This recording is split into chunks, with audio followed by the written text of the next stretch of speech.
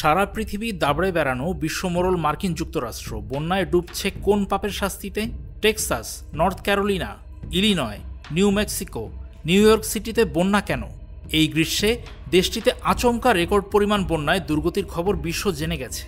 গত বছরই দাবানলে দেশটির মাইলের পর মাইল এলাকা পুড়ে যাওয়ার ক্ষত এখনও দগদগে।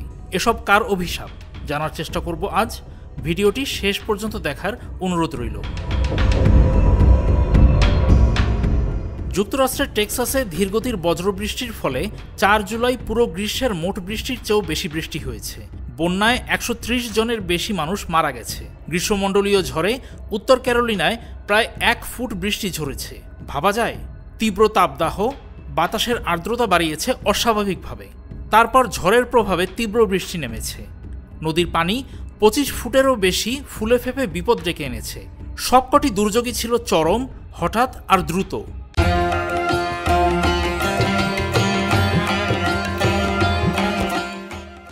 যুক্তরাষ্ট্রের শহরগুলোর অবকাঠামো আর রাস্তাঘাটের কারণে এমন ভারী বৃষ্টির পানি মাটির ভেতরে যেতে পারে না।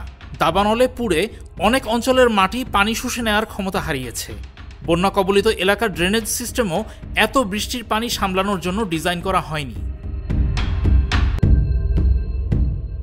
তবে এমন জীবন বিনাশী প্রাকৃতিক দুর্যোগের পেছনে আসল ভিলেন কিন্তু আমরা, মানুষ। জীবাশ্ম জ্বালানির নিয়ন্ত্রণহীন ব্যবহার করে পরিবেশ দূষণ ঘটিয়েছি বহু বছর ধরে। ফলে জলবায়ু পরিবর্তন এমন পরিস্থিতিকে আরও বাড়িয়ে তুলেছে। তাই ফ্ল্যাশ ফ্লাডের মতো আশঙ্কা বেড়ে গেছে। প্রতি ডিগ্রি সেলসিয়াস তাপমাত্রা বাড়লে বাতাসে প্রায় ৭% বেশি জলীয় বাষ্প যোগ হতে পারে। ফলে ঝড়ের সঙ্গে ভয়ঙ্কর বৃষ্টিপাত বেড়ে যায়। পৃথিবীর তাপমাত্রা আমরা যত বাড়াচ্ছি ততই এসব ঝড়বাদল উষ্ণ গ্রীষ্মমণ্ডলীয় অঞ্চলের সীমা ভেঙে পৃথিবীর অন্যান্য অঞ্চলেও হানা দিচ্ছে। সেই সব অঞ্চলেও তাই বাড়ছে তীব্র বৃষ্টি। অলাভজনক গবেষণা সংস্থা ক্লাইমেট সেন্ট্রালের সাম্প্রতিক এক গবেষণায় দেখা গেছে ১৯৭০ সাল থেকে যুক্তরাষ্ট্রের প্রায় ৯০% বড় শহরে বৃষ্টির পরিমাণ বেড়েছে। গ্লোবাল ওয়ার্মিংই যুক্তরাষ্ট্রের আজকের দুর্দশা ডেকে এনেছে, তা নিয়ে কোনো সন্দেহ নেই। কিন্তু এর পেছনে যুক্তরাষ্ট্রের দায় এবং দেশটির প্রেসিডেন্ট ডোনাল্ড ট্রাম্পের দায় কতটুকু তা সামনে আনা দরকার।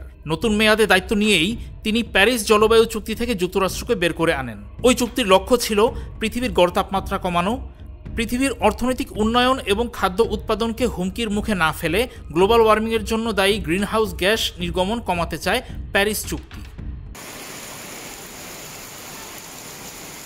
অথচ ট্রাম্প যুক্তরাষ্ট্রকে বিশ্বের সবচেয়ে বড় তেল ও প্রাকৃতিক গ্যাস উত্তোলক দেশ করে রাখার পথে হেঁটেছেন।